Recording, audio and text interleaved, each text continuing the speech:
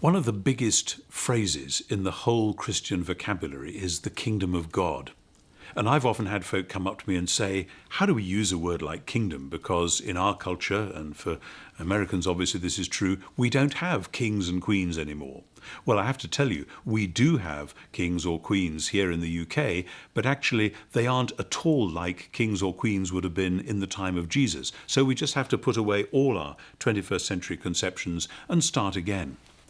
The way you can figure out what Jesus meant by the kingdom of God is by asking the question, what might it look like if God was running this show? And sometimes when I say that, people get scared and they say, well, he'd send in the tanks and sort it out. He'd come and tell us what to do and be very cross if we didn't. And that's interesting because that tells me a lot about your view of God, if that's what you say. And Jesus, when he was talking about the kingdom of God, he kept on telling quirky little stories to say, no. This is what it looks like when God is running the show, because actually God is rather different from who you thought he was.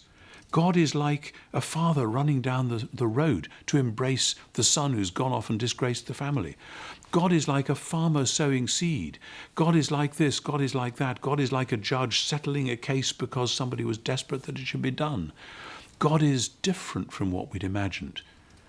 And one of the critical passages where Jesus talks about the kingdom is where James and John, who were two of his disciples, and fairly ferocious they were too, a pair of brothers, come up to him and say, when your kingdom comes, we want to sit one at your right and one at your left. And Jesus says, you have no idea what you're talking about. He says the rulers of the world do kingdom in one way. They bully people and harass them. Not going to be like that with you. You're going to be servants. If anyone wants to be number one, they're going to be down at the bottom and be the slave of all. What does this mean? It means that in and through Jesus, something which was going to happen in the future was starting to happen in the present. Many people in Jesus' day thought of the present age and the future age kind of end on end like that. The present age would stop, the future age would start, and that would be that. Jesus is saying no, they overlap, and the future is beginning now. And as Christians, we are called to be people who live by God's future, even though the present age is still rumbling along. We've got to do kingdom in a different way. We've got to do power in a different way. We've got to do human life in a different way.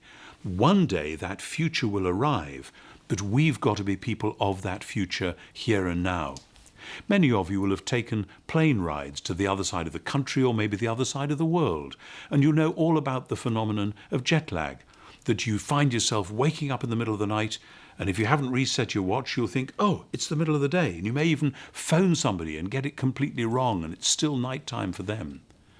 Christians are supposed to be people who live by the fact that the day has already dawned, even though where we are, it still looks as though it's actually going on with the night. Paul actually says that in 1 Thessalonians chapter 5, one of the great kingdom of God passages.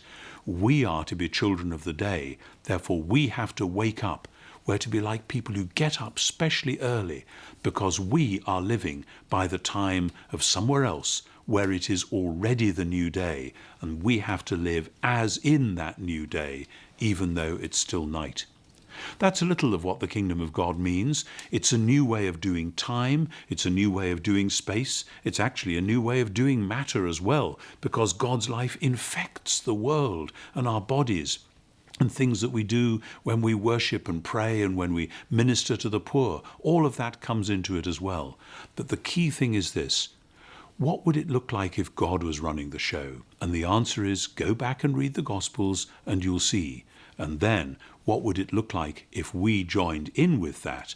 And the answer is, it might look like people woken up to their surprise in what they thought was the middle of the night to be told, no, it's already daytime. Get up, get dressed, get on with your work.